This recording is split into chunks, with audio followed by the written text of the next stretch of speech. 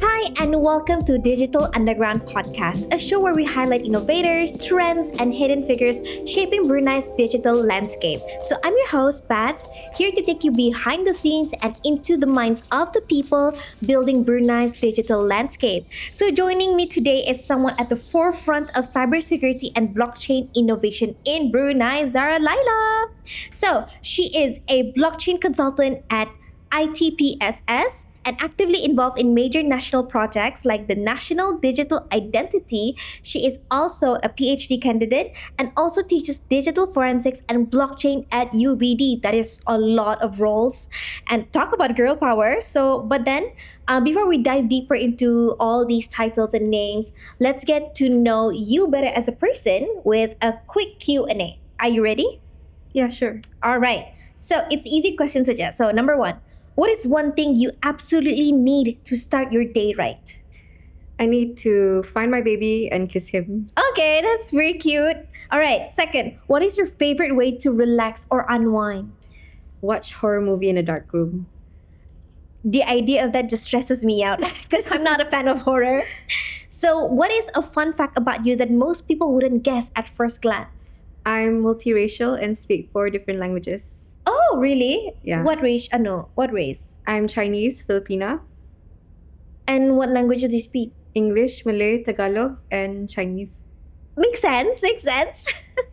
Okay, fourth, do you have a comfort show or movie you go back to? Yes, The Lord of the Rings. I see. Okay, five, if you could instantly master any skill, what would it be? Cooking. For me, I said this right. I wanted to like have the idea of mastering any editing skills, but then after you mentioned cooking, I thought like why not? Cooking can make anyone happy. So next, are you more of a spontaneous traveler or detailed itinerary planner? I'm a detailed itinerary planner, but I'd like to go with the flow as well whenever I visit a new country. What about when you visit familiar country already? For countries that I've already been to, I don't prepare a detailed As plan. much lah, because you already know you've been Yeah. there. All right.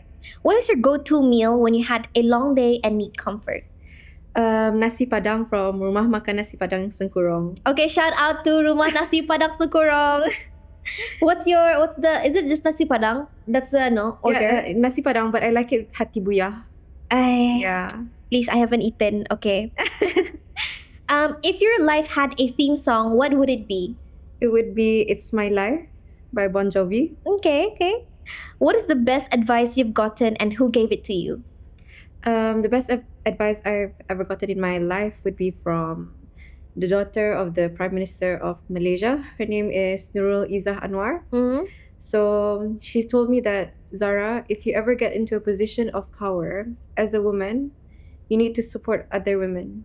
Do not treat other women how you were treated within a male-dominated industry. You need to support other women to get where you are, to drive change. It's because you've been in the position of who you were before you got into power. Yes. Same as other women. Makes sense.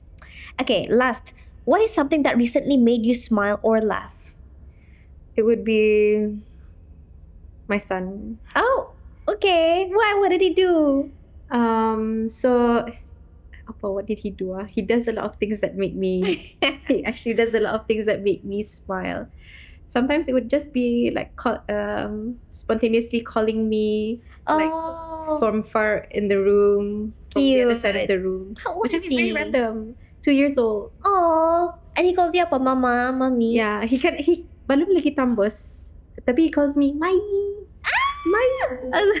Yeah, so it's very cute. Yeah. Yeah. Okay, hopefully it stays like that lah. Mai is Yeah. cute, it's like something Yeah. unique. All right, okay, now getting back to the topic, let us rewind a little. How did your journey into cybersecurity and blockchain begin?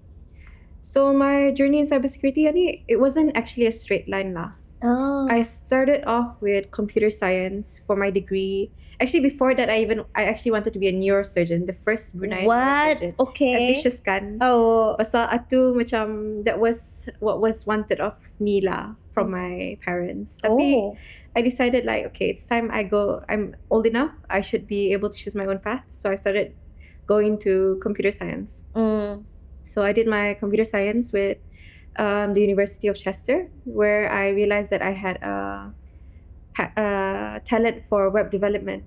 Tapi I wanted to get something into like more related to world problems like Oh. national security and personal trust in digital systems. So that's when I started getting into information security during my master's. And from there, I was advised by my supervisors to look into emerging security technologies. That's where blockchain came in.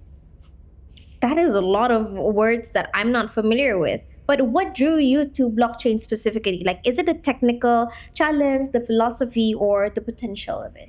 Barangnya blockchain ani is not that complicated once you understand it. Tapi of course lah awal-awal from a technical perspective it's quite complicated to understand. Pasalnya it's a combination of different security technologies like hashing, cryptography, Merkle tree structure, consensus mechanism and whatnot.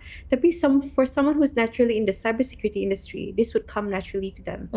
So philosophically, it's the idea of giving control back to the people. Ba. Whoever uses blockchain, especially in digital identities, they hold control over their own personal data. Okay. Like those are still a lot of words that even I'm not familiar with. But of course, it comes naturally to people with your role lah kan. So you have become a leading voice in the space. What were some key milestones or like oh my god, or moment that made you shape your path? Okay, so awal-awal it was probably like once I've completed my master's research, I was told to publish a paper. Ooh. I was given the opportunity to work on a paper with Dr. Au from University of Technology Brunei. So I was able to publish my first conference paper on academic credentials using blockchain within Brunei Darussalam. Something that has not yet been implemented. It has implemented overseas, such as Singapore. Okay. So I wanted to test that theory here in Brunei Darussalam. So I was using the Ethereum test network to implement this because it was an easy-going project. And we were very successful at it. We were able to verify credentials issued by the institutions there. In Brunei? Yeah, in Brunei. So- but this was only done throughout that research phase. I believe Dr. Au did pursue that further with other research students once I've completed my master's. So what is the update on the project now? Yeah, or the research paper? Is there any, macam implementation or something? So once that that is where it began for me.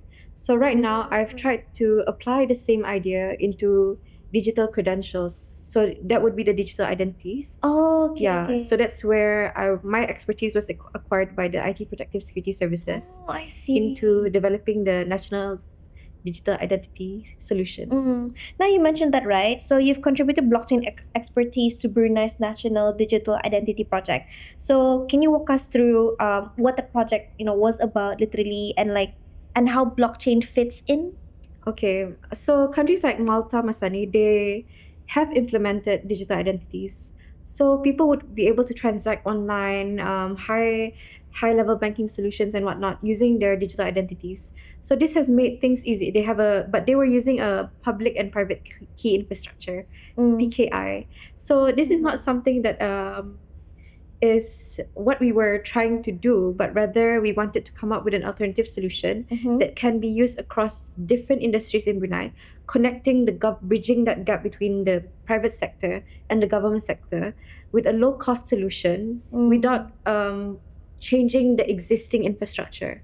So in addition to what we already have, we wanted a solution which was blockchain technology to add that security factor and also be able to help people like companies, like banks and whatnot, verify the identities of people. Yeah, and also giving people the control over who they share that data with, whilst the government not actually storing actual data on the blockchain. Yeah. Now that just makes me more curious about your role, especially at Cybersecurity Brunei or ITPSS kan. How it actually looks like day to day. Macam, are you more research ka, implementation, or strategy focused? Initially, it began as a research and development project kan. So I was a research and development analyst. That's how I began. So we started looking into blockchain solutions and we implemented it internally, tested it out. From there, we we proposed it to the government. We showed it to the minister, a different level, the SUT of MTIC, and also we proposed it to the Ministry of Home Affairs as well. So from there, we helped them understand the benefits of implementing blockchain and how blockchain is the solution going forward. And from there, after conducting all this research, producing the results, showing, demonstrating them the proof of concept, we moved on into the project itself, where they acquired the project. That's where my role stepped up, and I became the project manager for that project. But as time progressed, once we have acquired that project, I proceeded to move on to focus on my PhD. So now I remain the blockchain consultant for the project on an ad hoc basis. I see, I see. Oh, that's a long way. But then you also mentioned that you are a PhD candidate, kan, but at the Yeah. same time you're also teaching. Yes. So what's like to explain blockchain to students who might be completely new to it? But students, when they hear blockchain, especially my students lah, macam they think it's complicated kali. Oh, even I think it's complicated and I don't have any idea what blockchain is. Yeah, but they're cybersecurity students, so it should be easier for them lah. Tapi what I did was conducted a lab with them. So in this lab, we use practical solutions. So I had them using Ethereum. I created a lab where they can create an e-voting, something very easy saja, like to show you that okay, how a blockchain works. Once you add data onto the blockchain, where does it go? Where can you view it? Who is involved in that? So I created an e-voting solution for them to implement themselves and also play around with it. Like if they change this aspect of the code, what will it do? Oh, okay. I Yeah. think the idea of visually aiding the student will help them to understand more laha. Yeah. But are you teaching master ka degree or? I'm teaching degree students. Oh, Yeah. so technically, did they need any requirement before entering cybersecurity as a major, or macam what if they're completely new to it? I believe it's set by the university itself lah. Mhm. I do have they have the information available on UBD punya website. Mm. Masa ni both UBD and UTB offers a degree in Cybersecurity. security, network security, and information security. So there are many domains that they can focus on now. But usually their final year project is where they will venture their specialty deeper towards. lah. Yeah. Oh, that's the idea. That's scary. But what is the common major background of your students before entering degree? Mental computer science ka pa ka? Or not completely unrelated? I think so. It's usually macam A-levels kan. Oh, They wow. would be using diplomas in IT. It has to be in a relevant field lah. Oh, okay, makes sense, makes Yeah. sense. So, for our audience as well, how would you explain a blockchain in a simple, relatable way? And how is it different from traditional digital systems?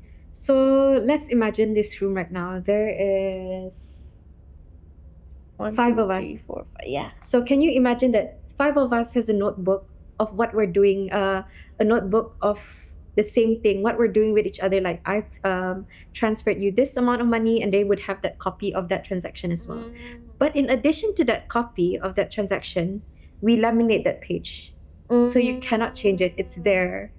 But unlike traditional systems that are not using blockchain, they only have a single book.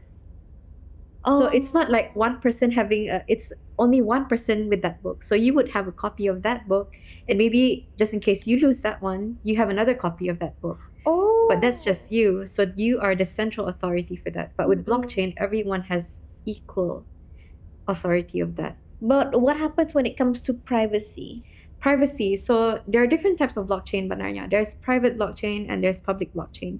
So in public blockchains like Bitcoin or Ethereum, anyone and everyone has access to that network. So it becomes transparent to whoever is there. But there is also the option of having a private network. So it's just you and me. There's only 5 of us. It's just 5 of us. So it would be accessible by just the 5 of us. Okay, understand. Then where do you see blockchain really succeeding globally, and what lessons can Brunei draw from that? Relating to Brunei specifically, I think so macam let me look. It's the Trade Lands project by IBM and Mask. What is that? So it's a supply chain project. They are a global supply chain company. Mm-hmm. So this is where they use blockchain to secure traceability, reliability, resilience, and whatnot lah.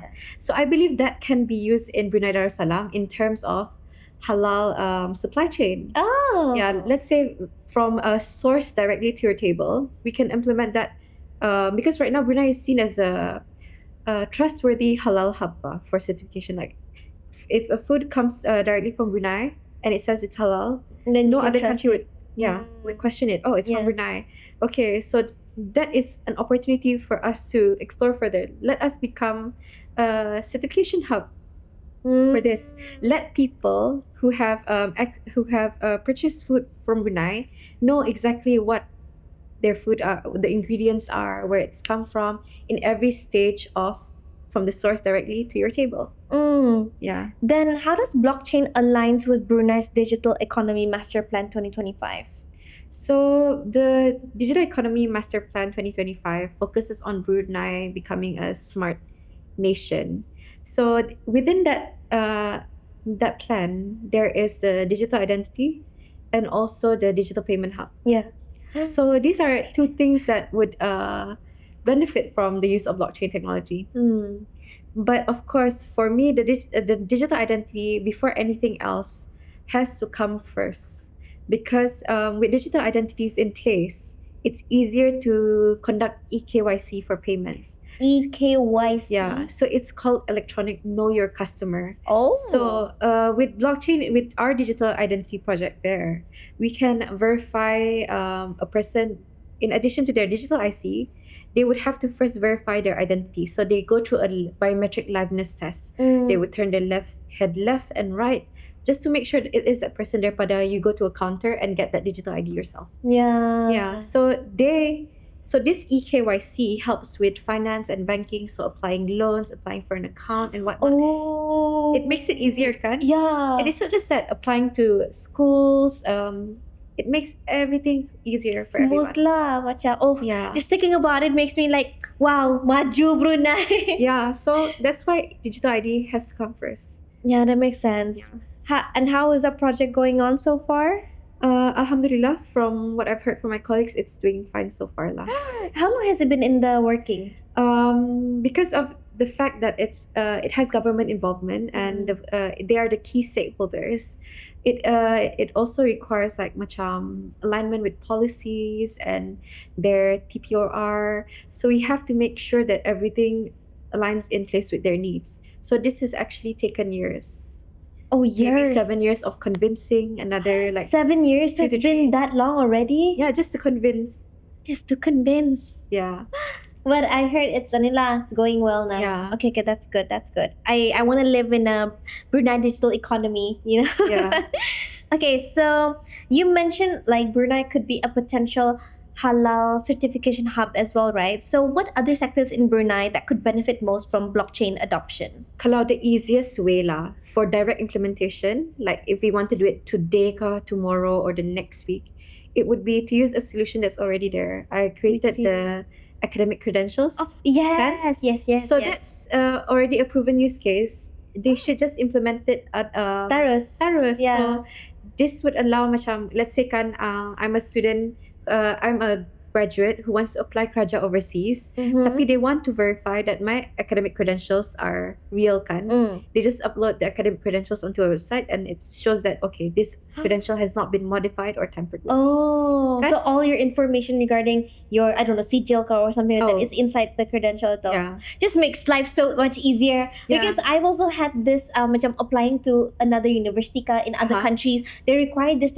So I had to run to different macam buildings that just to get stamped, you know. Yeah. And then I have to scan it and then digitalize it and then send it as a PDF. Yeah. It's a lot of work for me to do, and it's like chasing after deadline as well. But I also have other stuff on the side that I have to work. So finding free time to do that, rushing after office hours is really hard. Yeah. So please, anybody listening, academic credentials, apply it now. Yeah, but it's not just that kan, like it benefits people, for us, our people kan, Yeah. for Wawasan 2035. Yes. It makes us more employable ba.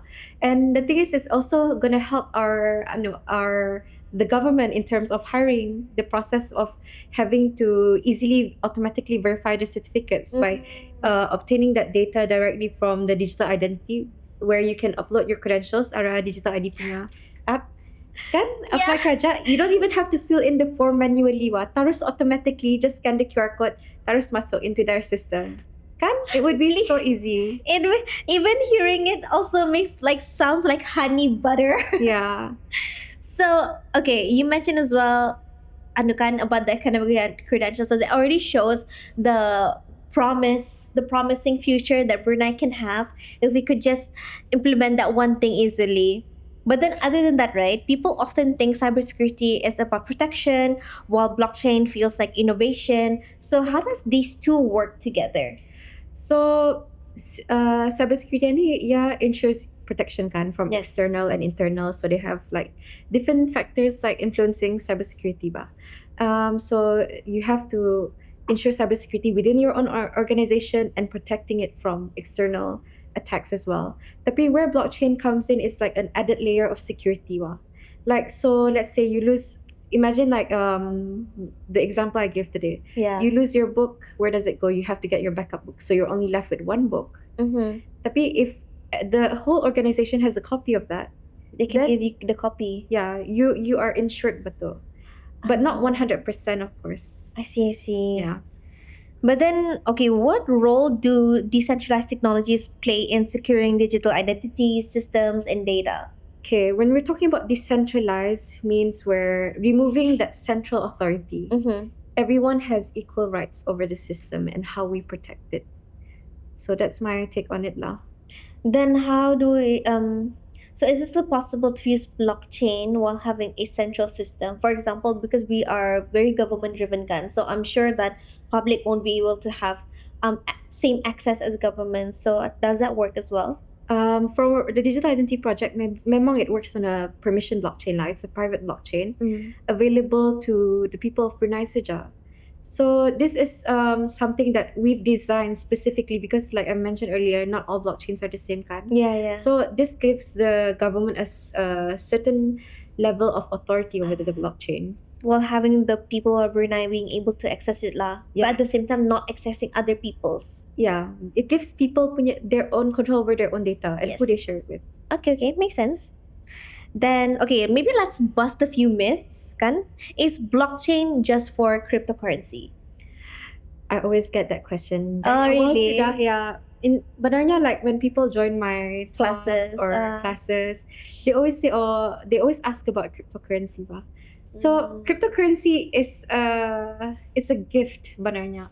It's a solution that's memang wow lah.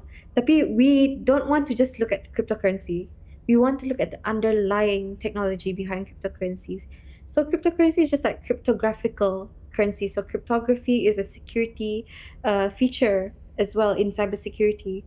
So we're using blockchain to be used in other aspects and industries like healthcare to secure healthcare systems and automate it, to secure supply chains and automate it through smart contracts as well. And also in banking and finance, beyond cryptocurrencies, it can also be pegged to stablecoins. Like we can create halal compliant currencies that are not as like Bitcoin that can be pegged to gold, because one of the requirements for Sharia compliant cryptocurrency itself is that it has to be pegged to something that's not volatile. Other countries have implemented it, so it doesn't necessarily have to be cryptocurrencies. It could be used in finance in other aspects without implementing cryptocurrencies. I see. Maybe because your students are probably choosing to go into those classes while having cryptocurrency in the back of their mind. Maybe that's what they first started being exposed to when it comes to blockchain. Probably. Okay, so do you think it's too advanced for Brunei right now? No. Oh. Yeah, because I was part of this focus group a few days ago where they were talking about all these things lah macam, and benarnya like not a lot of people know that we're not lacking in, we are lacking in certain things, but with solutions like blockchain itu, it's not something that we should be lacking in. We should already be implementing this yesterday. Yeah. Okay, see. So do you think Brunei is implementing it too late? Better late than never, kan? Okay, good answer. Is blockchain really as unhackable as people claim? It's not 100% unhackable. There's no such thing as a 100% unhackable system. Mm-hmm. So different blockchains are also built on a fault tolerant mechanism. So the consensus mechanism is built in a way, um, it's different for every blockchain. So like with proof of work, if you penetrate 51% of the network, you are able to penetrate that. It's hackable. You can change, manipulate it. But the thing is, like, it's virtually impossible, Joa. Oh. Can you imagine the number of Bitcoin users worldwide? And hacking one computer is difficult enough. Can you imagine hacking multiple different computers in multiple different countries? Yeah, in different parts of the world. Virtually impossible. But the thing is, like, with that's a public blockchain. Private blockchains, there's pros and cons for each blockchain. So it depends on which compromise is best. Like private blockchains has lesser number of nodes, but it's on a private network. So the security aspect comes in securing the network itself. Yeah. I see. All right. So what is next for blockchain in Brunei, both in terms of tech development and public understanding? So I believe the IT Protective Security Services has contributed quite a number of talks as well to the public alongside Cybersecurity Brunei through Rampai Pagi in creating that public awareness towards people for people to understand blockchain is not cryptocurrency, but how can it benefit the people, the security aspect of it. So I believe there's going forward there is much need with the digital identity project underway. There is much need to educate the public on then blockchain. What do you think that we need to do more? Right now, it's actually good to see universities Masani, they're implementing new courses related to cybersecurity and also having blockchain within their modules. That is true. Yeah.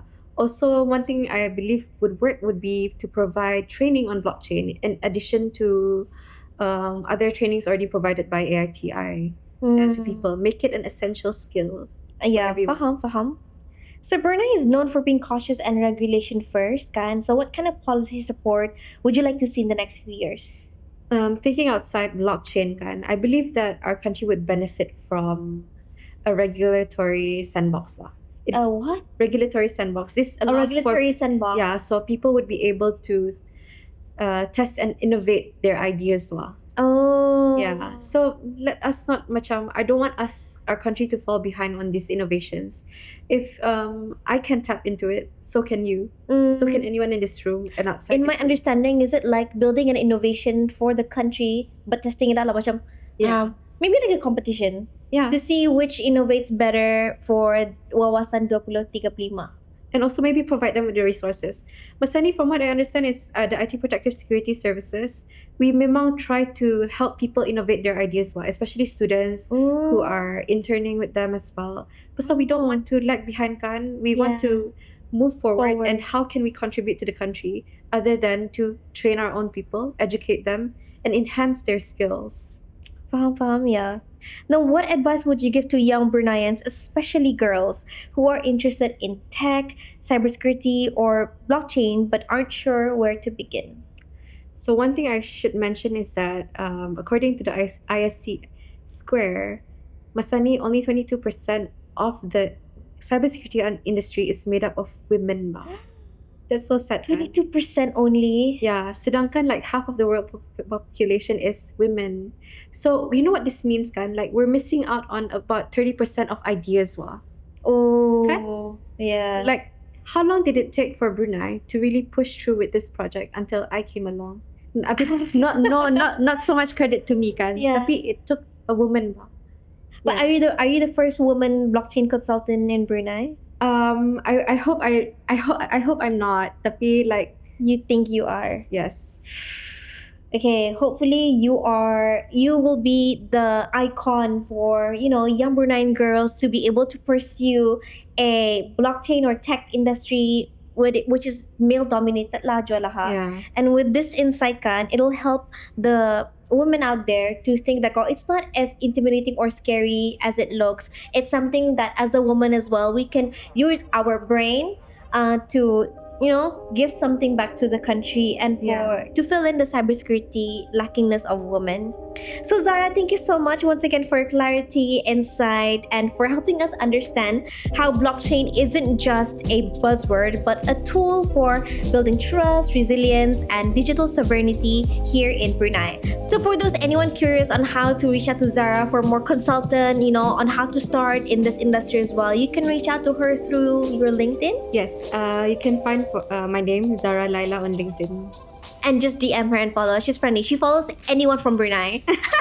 She Yes. follows me before I follow her back. Yeah.